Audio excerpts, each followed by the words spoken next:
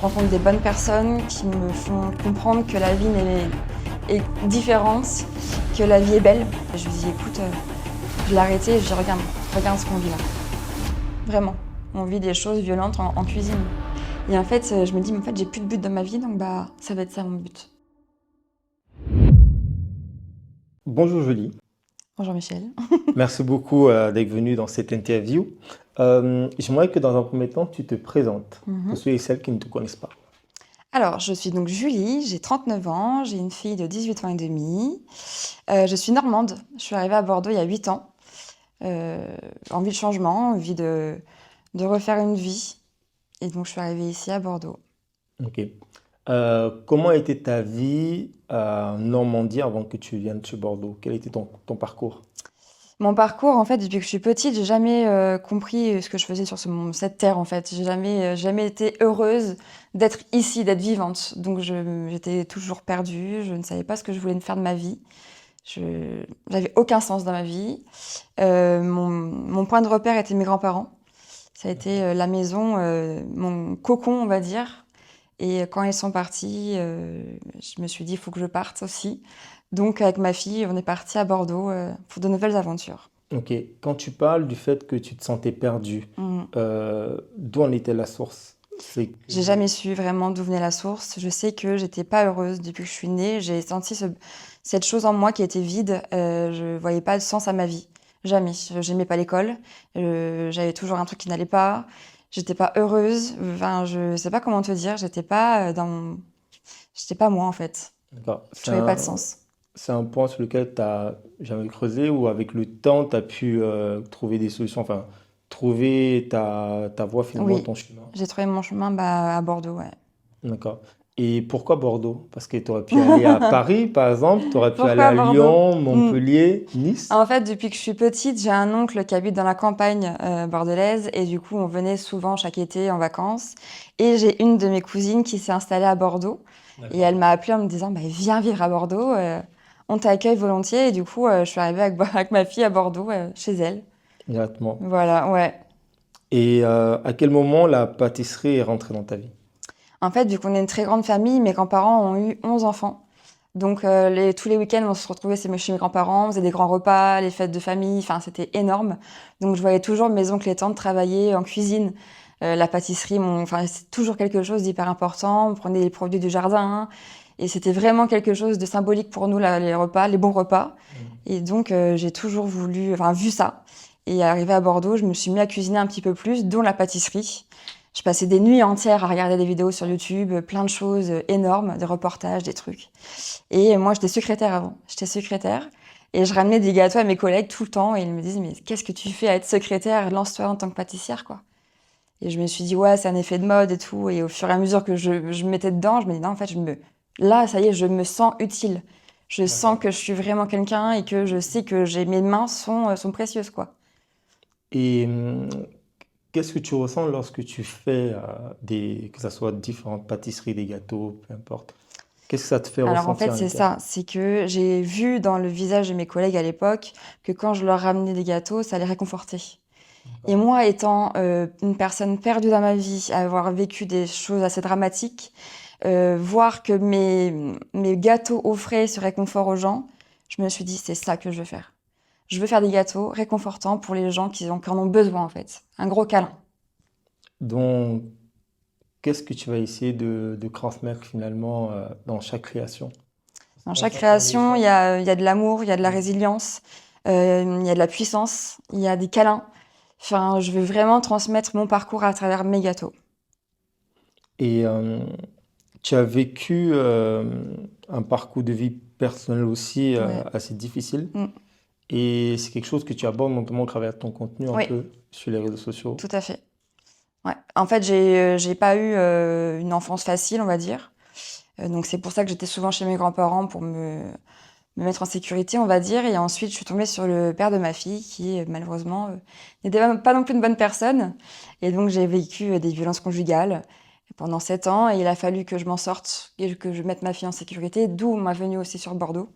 Ok. Et donc, c'est un combat de tous les jours aussi de me dire, je suis une belle personne, je vais transmettre des bonnes valeurs à ma fille et à mes clients aussi pour leur dire, on peut y arriver quoi qu'il arrive.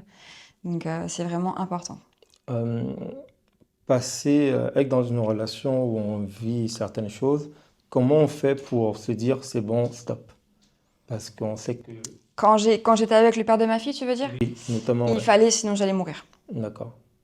Parce Il que fallait. certaines femmes justement vivent des violences et ont souvent du mal à Oui, partir ou finalement retournent se remettre en mais c'est quelque relation. chose d'inexplicable, je pense, parce que quand on est dedans, il y a la haine, mais aussi derrière, il y a l'amour qui est puissance 1000. On vit des choses, des moments de violence, mais derrière, il y a l'amour qui est puissance 1000. Donc, bah, on l'excuse. D'accord. Tu vois ce que je veux dire? C'est quelque chose, l'amour à la haine, c'est vraiment ça, c'est vraiment cette phrase. Elle est réelle, vraiment. Et du coup, au bout d'un moment, tu te dis, bah non, mais c'est pas normal ce que je vis. Mes amis, je leur parle plus. Parce que ben il a fait en sorte que ben je n'ai plus d'amis autour de moi. Ma famille, je leur cache tellement de choses que ben au bout d'un moment, je suis même plus moi en fait. Ma fille voit des choses tellement dramatiques. Je me dis mais qu'est-ce qui se passe? Enfin, c'est pas normal en fait. Et au bout d'un moment, tu as un déclic. Peu importe, on peut te dire 15 000 fois, pars, reste pas avec lui, il faut que tu te sauves. Tu partiras pas tant que t'as pas toi-même ton déclic. D'accord. Et c'est le jour où c'est la baffe de trop, c'est le coup de poing de trop que tu te dis, bah, et là on va arrêter parce que ça va partir beaucoup trop loin, je vais mourir. Et comment on fait pour se reconstruire après une période comme Bah, celle-là? c'est très simple, ça fait 16 ans que je l'ai quitté, 16 ans que je suis encore célibataire. Parce qu'il D'accord. a fallu du temps que je rencontre des bonnes personnes qui me font comprendre que la vie est différente, que la vie est belle, on peut y arriver, quoi qu'il se passe. Mais je te dis ça, mais ça fait 16 ans que j'ai fait des thérapies, que je me suis reconstruite. Enfin, c'est pas facile. Vraiment, C'est c'est pas beaucoup de travail. facile. Ouais, beaucoup de travail. Et là, je peux le dire haut et fort, je suis enfin moi-même et enfin heureuse d'être sur cette terre. Ok. Est-ce que tu penses que là, si on va toujours sur le côté personnel, tu te sentirais prête à à repartir dans une relation Oui, avec un homme? oui, maintenant je D'accord. suis prête à avoir une relation avec Adam, il n'y a pas de souci. D'accord. Mais c'est juste que voilà, je me suis mis à fond dans le boulot parce que j'ai enfin trouvé un sens à ma vie dans la pâtisserie. Donc je me suis mis corps et âme dans ce lab 121 et maintenant voilà que je suis posée, que la boutique est lancée et que j'ai mes employés, que maintenant ouais, je suis enfin prête à accueillir quelqu'un dans ma vie. Pour fermer cette parenthèse côté personnel, quel conseil donnerais-tu à une femme qui traverse peut-être, qui a traversé ce que tu as vécu dans le passé? Il faut tenir bon, il faut ouvrir les yeux sur le monde. Je vais te dire quelque chose, mais après, je sais pas si tu vas le Oui, dire, mais j'ai rencontré quelqu'un en train de se faire taper dessus à Bordeaux. Et j'ai pas pu ne pas y aller, en fait, donc j'y suis allée. Et je l'ai prise avec moi et on est parti. Il y avait un grand coucher de soleil sur le pont de Pierre et je lui dis, écoute, je l'ai arrêté et je lui dis, regarde ce qu'on vit là. Regarde ce beau paysage qu'on a devant nous. Je te jure que la vie est belle. Et arrête avec ce mec, quoi. Enfin, je te dis ça, même si je te le dis, tu partiras peut-être pas. Mais moi, je te le dis, la vie est belle, je l'ai vécu ce que tu as vécu. Et avance. Et en fait, c'est ça, il faut comprendre que c'est pas que ce. Il faut sortir de ça, il faut comprendre que tout ce qu'il y a à côté, le monde est quand même exceptionnel et que la vie est belle. On a des bonnes personnes qui nous entourent, mais il faut juste les voir au bon moment et tout s'ouvre à nous ensuite. très beau message. Hum, Lorsque tu t'es lancé dans la pâtisserie, j'imagine que tu as dû passer des diplômes, Ouais, notamment, tu m'avais dit un CAP. oui. Comment ça s'est déroulé, ce CAP? Waouh, ça a été un peu dur parce qu'en fait, j'avais 33 ans à l'époque et donc il fallait que je trouve un patron pour partir à l'école. Et un patron à 33 ans, c'est pas facile parce que du coup, t'es payé plein pot. Ah Le oui, patron doit te payer donc 100% d'un salaire et donc là, c'est pas intéressant pour lui. Je suis partie à l'école en 2019-2020, Covid. d'accord. Tu vois, ça n'a pas Confinement été très direct. facile. Mais pareil, enfin, les profs ont été super. J'ai eu une classe super. Je suis encore en contact avec le prof, avec des personnes de la classe. Et c'est génial. Enfin, c'est dur parce qu'on part à l'école. À Oui, 33 ans, c'est difficile. Mais c'est une expérience à faire. Mais le mieux pour moi a été l'expérience vraiment réelle au travail. d'accord. Euh, quel effet que ça fait justement, tu parles de retourner à l'école, bah, j'imagine que tu te retrouves avec des personnes qui sont Ouais, plus jeunes. Euh, j'étais la plus vieille. J'imagine. Pour toi, c'était important de passer ce CAP parce qu'en soi, aujourd'hui, on est dans une ère où bah, tout le monde se dit expert de tout, mais n'a pas C'est forcément les ça. diplômes Ouais. dans le domaine Mm. dont il pratique. Tu vois, le truc bête, c'est que le premier jour où on est arrivé au lycée, on a vu notre prof, du coup, le prof de pratique, et il nous a dit, OK, donc là, vous êtes 17 dans la classe, dans 2 ans, on se retrouve, vous êtes que 3 en pâtisserie. Et je dis Wow. là, waouh, mais non, pas du tout, et tout. Et en fait, c'est exactement ce qui se passe. On n'est que 3 à avoir suivi le programme. Et pourquoi? Parce que c'est dur. La pâtisserie, c'est comme la cuisine, c'est un monde de masculin, c'est un monde dur. Et c'est aussi pour ça que je suis à mon compte, c'est que j'ai vécu pas mal de choses en pâtisserie et je me suis dit, jamais de la vie, je vais à subir ça en fait. D'accord. Il y a des choses qui se cachent derrière, assez compliquées quoi, surtout pour une femme. Tu penses qu'il y a un peu de discrimination, peut-être, Totalement, de la part totalement. des hommes? Bien sûr, D'accord. bien sûr, du Euh, sexisme, il y a de tout. On vit de tout en cuisine. Ça peut se voir à quel niveau, par exemple? Pour vous, en tant que client, En tant que client ou vous ne même voyez en tant pas. que quand on est derrière la cuisine, justement, à quel moment on peut dire, Mais des blagues enfin, sexisme tout le temps. Euh, on ne prend pas en considération. T'as beau dire quelque chose, t'as beau être chef pâtissière, on ne t'écoute pas. wow. Ton droit de parole n'est pas valable. Enfin, c'est très dur physiquement et moralement, hein. C'est déjà que donc, physiquement, c'est dur parce que c'est intense. Mhm. On fait des heures de fou. On n'a pas forcément les conditions de travail adéquates. Et en plus, après, on se fait rabaisser à longueur de temps, longueur de temps, longueur de temps. Par ses supérieurs, Oui, j'imagine. ouais. Et comment est-ce que c'est possible d'arriver à s'imposer quand même ou Oui, alors je l'ai fait plusieurs fois mhm. m'imposer. Ça Ouais, marche sur le moment, ça marche 2 jours et ça repart. ça repart. Oui. Donc c'est pas possible de réussir à s'imposer, de mettre des limites et que Non, ça tu peux tienne. les mettre tes limites, hein, mais ça va durer une semaine maximum. D'accord. Toujours à cause de cette différence homme-femme. Oui, Donc ouais. ce qui veut dire que un homme, par exemple, du même niveau que toi, Mhm. qui se lance, n'aura pas les mêmes difficultés Mm. que toi, Non, enfin, ne vivra pas rien à du tout voir. là. Rien à voir. Ok. Mm. C'est Ah oui, non, mais incroyable. c'est dingue. C'est dingue. C'est... Surtout qu'en général, les chefs cuisiniers ou chefs pâtissiers ont eux-mêmes subi en tant qu'apprentis à l'époque, parce que eux, c'était comme il y a plus de temps, donc c'était vraiment encore une autre époque. Et donc, sans le vouloir, bah, c'est inscrit en eux, en fait. Donc, ils reproduisent cette chose. Et donc, nous, on subit, on est là, mais c'est pas normal de subir ça. Mais t'as pas le choix, en fait, parce que tu veux travailler. Donc, tu continues de subir jusqu'au jour où tu dis pareil, stop. Stop. Ok. Donc, faire attention Ouais, pour ceux qui se lancent dans ce domaine-là. Et je oui. pense que c'est peut-être pas que dans ce domaine, non. Je pense dans. Est-ce qu'il y a un autre domaine dans lequel, à un moment de ta vie, tu as vécu à peu près les mêmes choses? Dans ton parcours professionnel? Parce qu'avant de te lancer dans la pâtisserie, tu faisais un autre. Ouais, j'étais secrétaire dans plusieurs jobs. Après, non, c'était pas pareil. J'ai vécu, oui, pareil, des choses avec un patron pervers narcissique, mais c'était encore autre chose. Wow. Là, en cuisine, on te bouscule, on te secoue, on te lance ta casserole. C'est violent, vraiment. On vit des choses violentes en cuisine. Même chez un meilleur ouvrier de France. Je dirais pas le nom, mais j'ai vécu des choses, j'ai dit, c'est pas possible.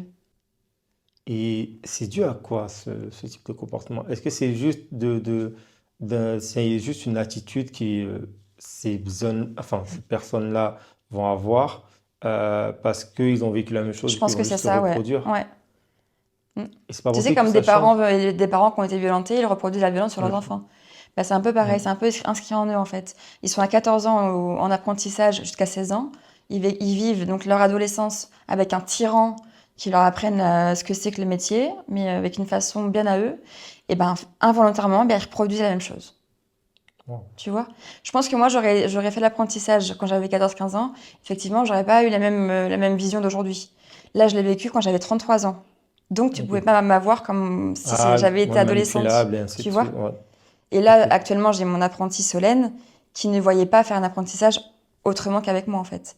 J'ai des mamans qui m'appellent, on veut qu'elle soit avec vous parce que on sait qu'avec vous, valeur sûre, elle est protégée. D'accord. Est-ce que c'est la même chose de se retrouver justement dans un lieu qui est dirigé par une femme? Je sais pas si tu l'as vécu pendant ta Non, formation. ça, je l'ai pas Tu l'as pas vécu vécu. dirigé par une D'accord. femme. Donc tu le recommanderais idéalement, on va dire, Oh, il y a de... des femmes aussi dures que les hommes, ouais, des fois, hein. ouais. Donc, donc du coup, Franchement, faut avoir je peux menton pas d'acier. dire, j'ai jamais Ouais, vécu, donc je sais pas. Ok, donc il faut vraiment avoir un mental d'acier. Oui. J'aimerais quand même revenir sur ton parcours professionnel Ouais. avant de te retrouver dans la pâtisserie. Tu as dit que tu étais secrétaire dans Ah ouais, pas j'ai mal fait plein de d'entreprises. travail avant. Ouais. Est-ce que tu peux nous donner quelques exemples, ce que De tu ce que faisais j'ai fait? ouais, et comment est-ce que tu y es arrivé? Parce que aujourd'hui, pour ma part, quand j'ai commencé les études, déjà entre le collège et la fin, pardon, moi je me suis arrêté à un bac plus 2, un BTS, on m'a fait comprendre que j'allais changer 2 ou 3 fois Oui. de métier dans ma vie. Mm. Et quand j'ai fini, j'ai arrêté mes études, bah, c'est passé presque à 5 ou 6 fois plus. Donc c'est Oui. incroyable. On se dit, OK, bon, du coup, finalement, ce que je fais là, c'est pas dit que dans 10 ans, Ouais. je fasse la Non, même chose. Et pourquoi je souhaite aborder ce sujet, c'est parce que dans la vingtaine, on est souvent perdu ouais, et on a souvent du mal à sortir de notre zone de bien confort. sûr. D'autant plus qu'on a la pression des Ouais. parents. Et comment toi, toi, je sais pas si tu as vécu la même chose, mais cette pression-là, comment tu as fait pour avoir un parcours professionnel assez Comment diversifié? ça s'est passé? Oui, En fait, arrivé au collège, donc il faut que tu choisisses, tu fais quoi après le collège? Je ne sais ouais, pas. Et donc, perdu dans ma vie, encore une fois, je ne sais pas ce que je fais ici. Nan, nan. Ma mère me dit, écoute, tu fais beaucoup de couture avec mamie, donc bah, je te mets en BEP couture. d'accord. Ok. Donc, je suis partie en BEP couture pendant 2 ans. J'ai rencontré pareil mes amis du lycée, donc c'était génial. Mais pas du tout la couture, quoi. Enfin, pas du tout. Donc après, je suis partie en mention complémentaire vente D'accord. pour avoir un petit cartable pour aller après bosser en boutique. Et donc voilà, je suis partie en tant que vendeuse pendant plusieurs années. J'ai eu ma fille Kaina à 20 ans. Donc je travaillais les week-ends, je travaillais le soir. Enfin, c'était un peu compliqué. Et j'ai quitté son papa, elle avait 2 ans. Donc il fallait que j'ai un job plus carré, on va dire, niveau des horaires. Donc j'ai fait une formation de secrétaire, assistante de direction, pour Ok, pouvoir avoir un job convenable qui travaillait du lundi au vendredi de 9h à 17h. Et donc j'avais les horaires parfaits pour ma fille, quoi. ok. Et comment tu as vécu cette période-là en tant que secrétaire? J'étais très bien, sauf que hyper active, donc rester assise sur une chaise de 9h à 17h, pour moi, c'était très compliqué. Mais pareil, j'ai fait des bonnes rencontres. Je pense qu'on rencontre des personnes au bon moment et que ça passe, ça vient. Et c'est comme ça. Et je suis très contente de l'avoir vécu. Ok. Comment as-tu vécu les moments où tu t'es dit, bon, j'arrête de travailler dans tel domaine, je change totalement? Comme je le disais tout à l'heure, c'est pas évident de sortir de sa zone de confort. Et comment tu as affronté cette étape-là? En fait, pour avancer dans ma vie, il faut que j'ai des buts précis. Partir à Bordeaux, je l'ai fait. Maintenant, je fais quoi? Ok, donc je suis secrétaire, il me faut un travail. Je trouve un travail, un deuxième travail. Ça me convenait plus. Et qu'est-ce que je fais de ma vie? Et du coup, et quand ma collègue m'a dit, bah, lance-toi en tant que pâtissière, j'étais restée dans ma tête, mais tu sais, c'était là, putain, mais je le fais pas. Et en fait, je me dis, mais en fait, j'ai plus de but dans ma vie, donc bah, ça va être ça mon but, d'être pâtissière. Et c'est moi le challenge. C'est ça qui m'anime dans ma vie. Toujours se dépasser, toujours oser, toujours prendre des risques. C'est ça, en fait. Et du coup, pour revenir, pour poursuivre sur la pâtisserie, tu as ouvert récemment. Ouais, ça y est. Qu'est-ce que ça fait de passer du coup de quelqu'un de perdu à finalement ouvrir sa première boutique? Alors, avant ça, j'ai ouvert le Lab 121 en 2022. J'ai été pendant 3 ans, on va dire presque 3 ans, pâtissière, mais sur commande. C'est-à-dire que je fournis donc plusieurs cafés de Bordeaux, donc le café Pia, Flo Céramique, Café Cup, Yours. J'ai eu plusieurs Waouh! pros que je livre régulièrement. Et en plus de ça, je faisais les commandes des particuliers. Donc tout ce qui est gâteau, enfin, j'avais vraiment une gamme de pâtisserie assez développée. Et du coup, ils me demandaient des gâteaux pour leur week-end, etc., etc. Sauf qu'au bout de 3 ans, bah, je me dis, je suis encore toute seule, je fais tout toute seule, je suis fatiguée. Qu'est-ce que je fais? Tu vois, c'est le truc c'est bien, mais en même temps, je suis pas assez heureuse. Et donc, Tu vas aller plus loin. je suis partie chez mes tantes à Saint-Malo. C'est mes étoiles de ma vie, mes tantes. Vraiment, c'est quelque chose. C'est deux personnes qui m'ont offert la possibilité de me mettre à mon compte. Et elles sont hyper importantes pour moi. Et donc, dès que c'est déjà un doute, je pars à Saint-Malo et elles me rebouchent sur une semaine. Il se passe toujours un miracle quand je vais là-bas. Et quand je suis partie là-bas, je suis revenue et j'ai trouvé un local. Mais genre, ça a été énorme. Ma tante, 2 jours avant que je parte, elle me dit regarde sur ce site-là, il y a des locaux à louer, etc. Je regarde, je vois ce local-là et j'envoie un mail. Je dis ouais, c'est une arnaque, tu vois. Ouais. Parce que impossible pour moi que ça me tombe du ciel. Enfin, je veux dire, à Bordeaux, acheter un truc comme ça, c'est hyper cher. Et là, c'était pas cher. Donc, je dis c'est bizarre. Et du coup, et en fait, si. Enfin, je suis rentrée le lundi, le mardi matin, je le visitais. Et mardi soir, je disais oui. Wow. Tu vois? J'aimerais revenir sur la période où tu étais indépendante. Ouais. Tu livrais pour pas mal de restaurants et établissements. Ouais. Comment t'as fait évoluer ton carnet d'adresses? Le Parce bouche que à oreille. bouche-oreille. C'est que le bouche à oreille. Ça a Ok. commencé par Pia, donc c'est Bérangère de Batch, chez qui j'ai travaillé, qui m'a fait connaître Pierre de chez Pia. Ils m'ont appelé, on a bossé ensemble. Et après, c'est pareil. Flo Céramique, c'est aussi Bérangère de Batch. Et c'est que le bouche à oreille, en fait. À ce moment-là, tu étais déjà actif sur les réseaux un peu ou... Bah, je commençais un petit peu, mais Hmm. comme, enfin, vraiment, j'osais pas trop me montrer, en fait, physiquement. J'étais pas prête. Je montrais que mes mains. Et du coup, et après, je me suis dit, OK, je vais oser me montrer. Et au final, ça a marché, quoi. Wow. Comment se passent les étapes pour ouvrir une boutique? Lors de notre échange, tu m'as parlé d'une campagne Ulule que Ouais. tu avais lancée. Comment ça s'est déroulé? En fait, en septembre, je me dis, OK, bah, je lance une campagne Ulule. Je ne savais absolument pas dans quoi je me lançais, mais tous mes potes me disaient, vas-y, lance-toi, fais-le, tu verras que ça va cartonner. Moi, j'étais là, ouais, qui va vouloir mettre de l'argent pour moi, mon projet, enfin, tu vois. Ça a cartonné du feu de Dieu, quoi. C'est grâce à eux que j'ai pu avoir l'apport pour le crédit de la boutique. J'aurais pas eu cette campagne Ulule, j'aurais jamais pu me lancer dans ce projet-là. Ok. Dans la boutique dans laquelle tu es, La nouvelle c'est boutique que j'ai ouverte le 2 août. de haute. C'est une boutique, enfin, tu as acheté les lieux ou c'est C'est une location. une location Une de location, bail ouais. sur des années, Ouais, j'imagine. c'est ça. Ok. Et pour la campagne Ulule, tu t'es fait accompagner, j'imagine, Si, mes amis. tes amis? C'est les Mhm. citronnés.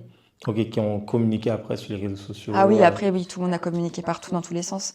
Mais pour vraiment monter la campagne Ulule, ouais, je me Mhm. suis fait aider par les citronnés parce que, Citronnés. Ah oui, c'est vrai, tu fais partie des oui, citronnés. les petites étoiles. Euh, Quand tu ouvres ta boutique, tu commences les travaux sont finis, là tu ouvres la clé pour le premier jour d'ouverture. À ce moment-là, qu'est-ce que tu as ressenti? J'ai eu l'excitation, mais la peur. Si on n'a personne, si personne vient, tu vois. Ouais, Ça a été ça, en fait, le premier jour de l'ouverture. Je suis venue, j'étais excitée, fatiguée, parce que les mois de j'imagine. travaux d'avant, j'ai eu une super architecte qui m'a vraiment aidée, c'est mon amie, et heureusement qu'elle était là, vraiment. Mais le jour J, tu ouvres la porte, tu te dis, waouh, on y est, comment ça va se passer, en fait?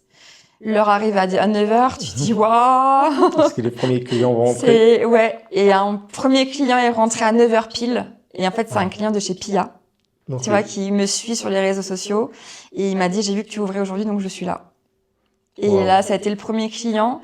Et les yeux qui ont pétillé, je me suis dit, OK. Et ça a été la folie toute la journée. Ça a été la folie. C'était énorme. C'était énorme. Et comment aujourd'hui, tu m'as dit que tu avais des employés. Ouais. Qu'est-ce que ça fait du coup de passer seul et d'avoir des employés du coup à Bah, gérer? c'est bien. Alors, eux, elles sont hyper contentes, forcément. Mais moi, je me considère pas en tant que patronne. J'ai du D'accord. mal, tu vois, à Mhm. ça. C'est plutôt en mode collègue. Ouais, c'est cool, on se tape des barres. Et puis on fait des blagues et c'est cool. Et puis voilà, quoi. Il n'y a pas de truc de patron, machin. T'as plutôt une position de leader, leaders. Oui, bah forcément, parce Mhm. qu'il faut qu'elles connaissent le métier de loin, mais en fait, Mhm. sur place, c'est autre chose. Donc oui, je les guide un petit peu, mais Et c'est comment génial. tu intègres du coup ce nouveau rôle, étant donné que, même si c'est vrai que tu as du mal, euh, la gestion n'est pas la même. Non. Comment tu gères tout ça, même si là, bon, ça fait que quelques temps que c'est assez récent. Et Bon, comment ça tu fait gères? un mois demain. Un mois, ok. Bah, depuis un mois, comment ça se passe pour le moment pour toi au niveau de la clientèle, C'est génial. l'organisation? C'est vraiment génial. On a des clients, déjà tous les voisins sont venus, les commerçants aussi, ils sont tous contents, j'ai que des bons retours. Il y a des mamies qui passent, oui, je testerai, au final, elles viennent le lendemain, je teste, elles reviennent le lendemain, tu vois. Ok. Et elles sont tous, enfin, tout le monde est content, elles voient la force qu'il y a, l'équipe, qu'on est hyper soudés, on rigole tout le temps, on est souriante. On transmet quelque chose, Ok. tu vois. Et qu'est-ce qui, pour toi, tu penses qui fait ta différence? Parce que des pâtissières, enfin des boutiques de pâtisserie, il y en a pas mal sur Oui, Bordeaux. Il y a pas mal de concurrents dans ce secteur-là. ouais. Comment toi, tu arrives à te démarquer? Je pense qu'on est tous différents déjà. Il y a beaucoup de concurrence, ça certes, mais on est tous différents. Personne fait ce que je fais pas la même chose que le voisin, etc., etc. Après, le lieu que Morgane, mon architecte, a fait en sorte que ça me représente. Tu n'as pas la même chose ailleurs, déjà pour commencer pour le lieu. Et en plus, mes gâteaux transmettent mon histoire. Wow. Tu vois? À travers chaque gâteau, il y a mon histoire, ma force, ma puissance et ma résilience. Hum, Et cette résilience-là, est-ce que ça t'est arrivé de recevoir des clientes qui te suivent sur les réseaux Ouais. sociaux et te témoignent, te Ah, mais font de des ouf. retours? Elles sont là, il y en a plein qui sont venus de loin. Exprès venir faire une journée à Bordeaux et pour passer me voir, ça a été des câlins, des pleurs, Wow. des photos, merci pour ta puissance, merci pour ta force. Enfin, et quand c'est ça, ouais, là je pars en cuisine, je me mets à chialer parce que là je me dis, Ouais. ce que je veux transmettre à travers mes gâteaux, ça marche, tu vois. Et quel message aimerais-tu envoyer à d'autres femmes qui vivent ou continuent à vivre en fait des épreuves assez difficiles et qui se sentent perdues? Ne lâchez rien, vraiment ne lâchez rien. Euh, Si vous avez un rêve, faites tout, même s'il est fou, hein, même s'il est vraiment hors du commun, faites tout pour le faire. Ne lâchez rien, croyez en vous. Vous avez une puissance en vous. Nous les femmes, je suis désolée les hommes, nous les femmes, on a quelque chose en plus. Vraiment, on a une puissance qui est sensible, qui est forte et on peut déplacer des montagnes. Donc lâchez rien, croyez en vous et avancez. Euh, Si tu devais conclure cette interview avec un conseil, un mot, ce serait quoi? Soyez bienveillants, ouvrez les yeux sur le monde qui vous entoure, sur les personnes qui vous entourent. Euh, Ça ouvre tellement de chemins différents et aimez-vous comme vous êtes. Cherchez pas à ressembler à Pierre-Paul Jacques. Vous êtes belle, vous êtes beau et la vie est belle. Wow. Pour conclure, j'aimerais te demander comment est-ce qu'on fait pour apprendre à s'aimer? Il faut s'accepter comme on est. On s'accepte comme on est. Il ne faut pas chercher à se changer ou quoi. Moi, tu vois, longtemps, j'ai toujours cette chose de parler vite. On m'a toujours dit, tu parles vite, on comprend rien à ce que tu dis. Tu vois ce que je veux dire? Donc, je parlais plus. Jamais j'osais prendre la parole devant les gens. C'est aussi pour ça que je Ouais. montrais que mes mains au début dans les vidéos, tu vois. Je ne les montrais pas. Et depuis que j'ai rencontré, du coup, pas mal de citronnés, je me suis appris à me dire, mais en fait, je suis comme je suis, en fait. Ça plaît pas, j'en ai rien à faire. Et en final, les gens aiment quand je suis comme ça parce que je suis authentique et que je parle vite ou pas vite, que je... C'est ce qui fait ta différence Ouais, aussi. je suis comme je suis et les gens m'aiment comme je suis. Ceux qui m'aiment pas, bah tant pis, quoi.